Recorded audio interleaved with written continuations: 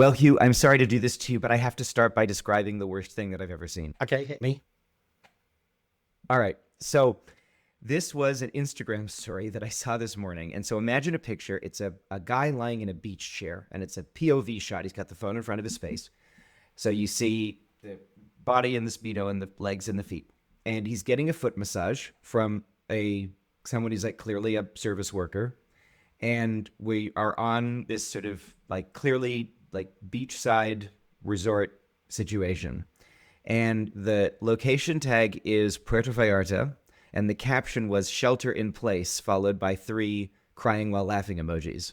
And if you're asking, was this an image of some rotted muscle queen receiving a foot massage from a hotel employee while making a shelter in place joke during the cartel violence in Puerto Vallarta? The answer is yes. Yes, that is what that was a picture of. Our expectations are very low and consistently fail to be met. I have to... It's really unbelievable. I can constantly lowering the bar for everyone. I have to say, Ben, I do regard you as morally responsible for your own algorithm. I've never seen such a thing on Instagram.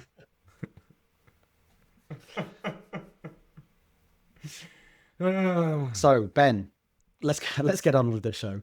I think today we want to talk about a very important sort of ongoing news scandal. Yes. Oh, God, that's so awkward. This could be so fun to edit.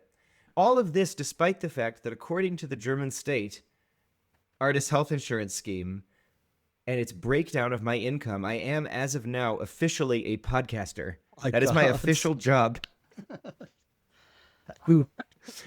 I love that the state cares. Germany has this artist's health insurance scheme, and I've put my application together. And you have to, you list your sources of income, and based on that, you put yourself in a category of your sort of main job. And this is a huge health insurance discount, so it's like really good. You want to be in it. But I like to go around calling myself a writer and historian. But according to the artist's social insurance scheme, I am now officially a podcaster. Oh, the shame. Yep. My job is podcaster. You'd think we'd be better at it given that, but people who are listening have been spared our 10, 15-minute attempts to get this episode going and failure to do so. But anyway, something that all of you have been asking us a lot about, and we do hear you, and we are coming up with something, is we've just gotten so many requests over the years for an episode about Peter Mandelson, and especially in the past few days, well, especially in the past few weeks, given how much Mandelson has been in the news because of the Epstein files, and then given that Mandelson was, I believe, arrested yesterday, the calls for us to have this conversation have only increased. And so, Hugh, I want to start by asking you a question on behalf of some of our American listeners who might not be aware of who this man is. Who is Peter Mandelson? I heard him described on another podcast today as gay Rahm Emanuel. Is that an accurate assessment? Yes, I've heard that comparison, and I'll take people's word for it. I don't know that much about Rahm Emanuel, but Peter Mandelson is a fascinating figure in British political history over the last 40 years or so, where he has risen to sort of political legend. He's probably one of the most powerful people in British politics in the last 50 years after Thatcher and Blair. And he's had a number, he's worn a number of different hats. He's had a number of different roles, starting off as a sort of political consultant, working in political communications before becoming an MP, a member of parliament, throughout the Blair years, and then becoming a member of the House of Lords and returning to this sort of role where he marries this early career in political communications with a sort of elder statesman role. And he plays a fundamental part in guiding the ideology of one wing of the Labour Party, which is the right. So the right wing of the Labour Party over the last 40 years has been absolutely shaped on an ideological level and organised on a practical level by this guy, Peter Mandelson. And for our purposes, he's a fascinating guy because he's gay and he was elected as MP at a time when not many MPs were openly gay, and he wasn't for a while. So maybe that's something we can go into more depth in the main podcast about him. And his public image has been shaped by his sexuality. So early on, there was a lot of very sort of, there's explicit homophobia, and then there was a very interesting shaping of his public image, which he leaned into, which has perhaps queerphobic overtones. His nickname in the 1990s was the Prince of Darkness.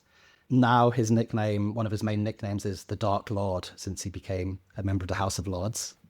And he has leaned into that. So that's his background. And he's currently in the news because he was very prominent in the released Epstein files that came out. So, Well, before we start talking about why he's in the news right now, Hugh, I know what the UK's libel laws are like. So is there anything that we might need to be extra careful about talking about now? yes, and it's not just libel laws. So earlier this week, we're recording on Wednesday, he was arrested by the police. So now this case in the UK is what they call sub judice, which means that we're bound by contempt of court laws when we talk about it in public. So we have to be very careful because we don't want to threaten the case that's being built against him. And I particularly don't want to threaten that case because he deserves justice. I'll say that much.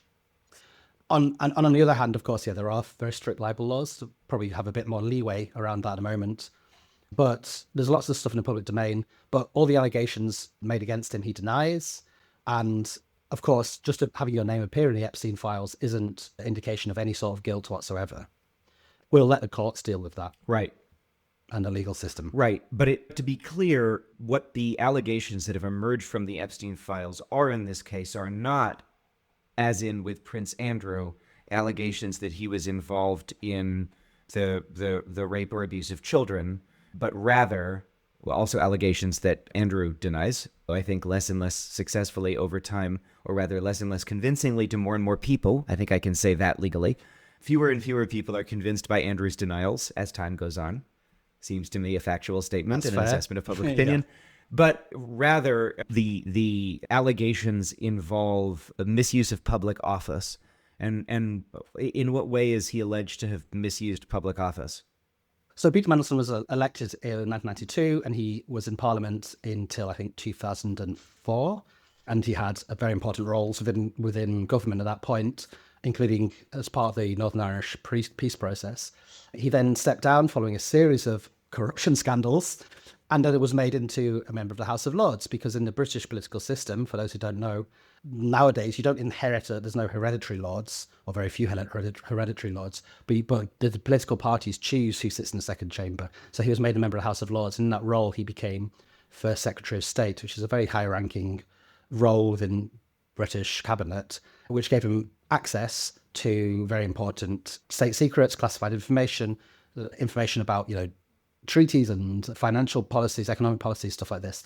And the allegation is, as supposedly revealed in the evidence of the Epstein files, that he was passing this information on to Jeffrey Epstein. And at the same time, he was receiving payments from Jeffrey Epstein. Now, an early denial of this from his camp, not necessarily for him himself, was that the amounts of money were so low that for someone of his status, that it wouldn't be worth it. He wouldn't be selling that sort of information that cheaply, which is amazing. Which is an amazing. Yes, I was taking money from this person, and yes, I was passing information, but it wasn't an exchange. It wasn't a fair price. But obviously, as these allegations have emerged and the arrest has taken place, there seems to be an extremely close link between Epstein and Mandelson within a sort of sphere of influence. They're networking, they're sharing information, they are, using each other's positions to help each other, quid pro quos. And one of the pieces of information that is alleged that he passed was, amongst other things, there were things like, when an MP is the Prime Minister was planning to resign, and very market sensitive information. One of the things was that he was using Epstein, the allegations is that he was using Jeffrey Epstein to get JP Morgan, the bank, to pressure Alistair Darling, who at the time was the Chancellor of the Exchequer, to make certain policies by, I think the term was something like mildly threatening. So he was a member of a cabinet, and he was using a sex offender who at that time was a sex offender, had been tried and found guilty and imprisoned for trafficking for the purposes of prostitution, a child, using him to then pressure a huge banking corporation to say certain things to pressure his colleagues. That is the allegation. It is a scandal, probably the biggest political scandal that's ever happened in the UK. I can't think of another one. People say, oh, the Profumo affair, which obviously had a big effect in the 1960s, that I think we talked about in our Jeremy Thorpe episode. But when you but that's when like you look making at pictures of somebody. That doesn't matter. Like, barely, it doesn't... barely even that. John Profumo resigned and spent the rest of his life cleaning toilets for the general public, for the working man, as a sort of penance for the rest of his life, because he had had sex with an adult call girl who had a pimp, whose pimp was also pimping a woman to a member, a Soviet naval attaché, I think. There was no allegation that any information was ever passed, you know.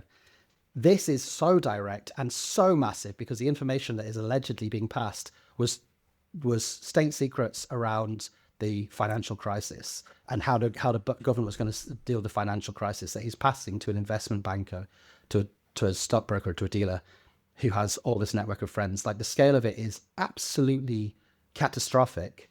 And those are the allegations. But I think one thing that's very interesting about this is the way, which I think we'll probably talk about more in the main episode, is the way that the public image and our understanding of who Peter Mandelson was is shaped by his sexuality, and how he's now attempted to use his sexuality to deflect criticism from his relationship with Jeffrey Epstein, because the party line has been... How could he have seen anything or done anything or been involved in anything, because anything that would have been untoward, he wouldn't have been invited to, because he doesn't like women. Right. Or girls. Why, he doesn't want to have sex with women, yes. Or children. Yeah. And there's absolutely no suggestion whatsoever that he did partake in any sexual misconduct around Epstein or anyone else. But what's interesting is is that, of course, that presupposes that your relationship with Epstein would only be based around whether you were also someone who was a child predator. There are wider ethical and moral considerations here, which is like, do you know someone who is a child predator and continues to be a child predator, and you remain friends with them? That's a very complicated conversation. If someone is still actively a child predator, is not a complicated conversation whatsoever. And secondly, right, especially given that there are allegations that in some of these emails, Mandelson was making sort of chummy jokes about Epstein's various, expressions of his proclivities. Let's put it that way. Right. So this whole situation started to emerge sort of last year, and Mandelson at that point was in a role. Didn't Mandelson, I believe, this month give some outraged quote to the FT saying, like, only you care about this? Yeah. Like, bugger off. And it has actually been the FT that has done a lot of the really kind of dogged reporting and really been following this over time in the past few months especially.